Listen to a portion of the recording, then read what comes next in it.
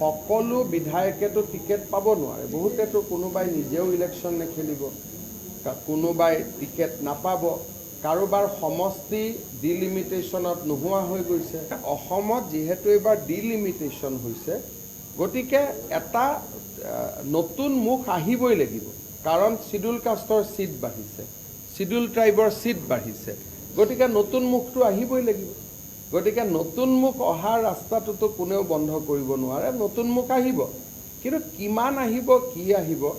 সেই কথাটো কবৰ কাৰণে এতিয়া বহুত সময় আমাৰ বহুত কামটো অহা 15 আগষ্টৰ পৰা আৰম্ভহে হ'ব এই আঁচনিবোৰ যোৱাৰ পিছতহে এজন এমএলএৰ আমি এছেছ কৰিব পাৰিম যে এমএলএ জনৰ পজিশন ভাল নে বেয়া আজি যদি এজন এমএলএ 10% পজিশন বেয়াও তেওঁৰ সমষ্টিত 32,000 পৰিয়ালে অৰুণোদয় পাব তেওঁৰ সমষ্টিত 30,000 মহিলাই উদ্যমিতা আঁচনি পাব তেওঁৰ সমষ্টিত 30 কোটি টকাৰ ৰাস্তা হ'ব তেওঁৰ সমষ্টিত 800 ল'ৰা 600 ল'ৰাই সিএম আত্মনিৰ্ভৰ অসমৰ আঁচনি পাব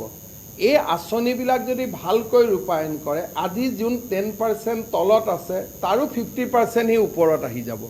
সেইকাৰণে বিজেপিৰ টিকেট কোনে পাব কোনে নাপাব